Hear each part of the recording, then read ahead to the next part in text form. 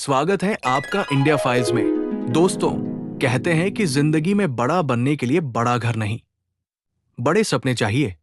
आज हम बात करेंगे उस महान व्यक्ति की जिसने बिल्कुल छोटे से शहर से उठकर पूरे देश का सिर गर्व से ऊंचा कर दिया।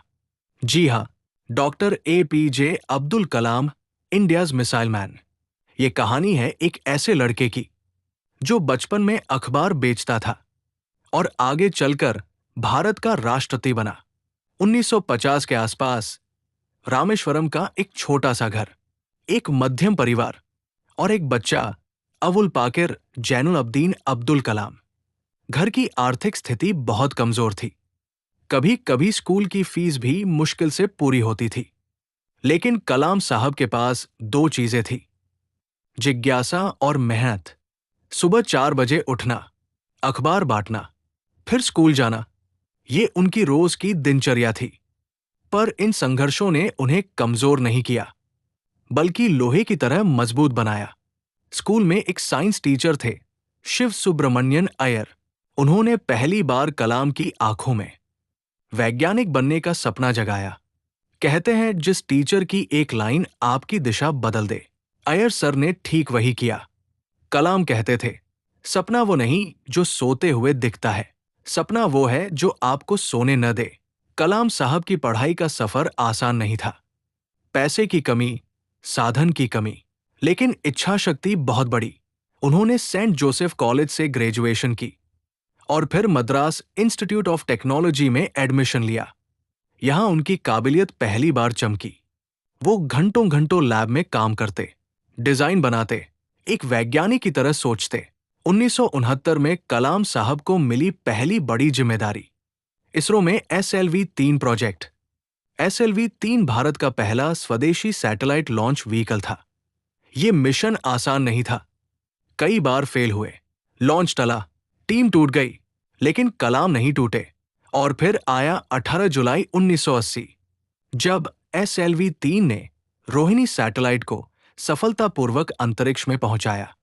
ये सिर्फ इसरो की जीत नहीं थी, ये भारत के आत्मनिर्भर होने की घोषणा थी। और इस जीत के पीछे एक शांत चेहरे वाला वैज्ञानिक था, अब्दुल कलाम। इसरो में शानदार सफलता के बाद कलाम को DRDO में बुलाया गया। यहां उनका असली नाम पड़ा, मिसाइल मैन ऑफ इंडिया। उन्होंने अग्नि, पृथ्वी, त्रिशूल, नाग और आकाश जैसी मिसाइलों पर लीड किया। भारत का डिफेंस सिस्टम पहली बार इतना शक्तिशाली बना कि दुनिया ने नोटिस किया। इंडिया अब दुनिया की मिसाइल टेक्नोलॉजी में गिना जाने लगा। 1998 का पोखरण टेस्ट, एक मिशन जिसे दुनिया से छुपाकर चलाना था। कलाम साहब इस मिशन के सबसे बड़े रणनीतिक दिमागों में से एक थे। 11 मई 1980 भारत ने जब सफलतापूर्वक परमाणु परीक्षण किए तो पूरा विश्व हैरान था। प्रधानमंत्री अटल बिहारी वाजपेयी ने उसी दिन कहा, अब भारत न्यूक्लियर पावर नेशन है। और इस उपलब्धि के पीछे कलाम साहब का अमूल्य योगदान था। 2002 में भारत ने एक वैज्ञानिक को अपना राष्ट्रपति चुना। कलाम साहब ऐसा राष्ट्रपति थे जो बच्चों के बीच बैठते, उन्हें विज्ञान सिखाते, सवाल पूछने को प्रेरित करते। हर बच्चे का सपना था उनकी तरह बनना।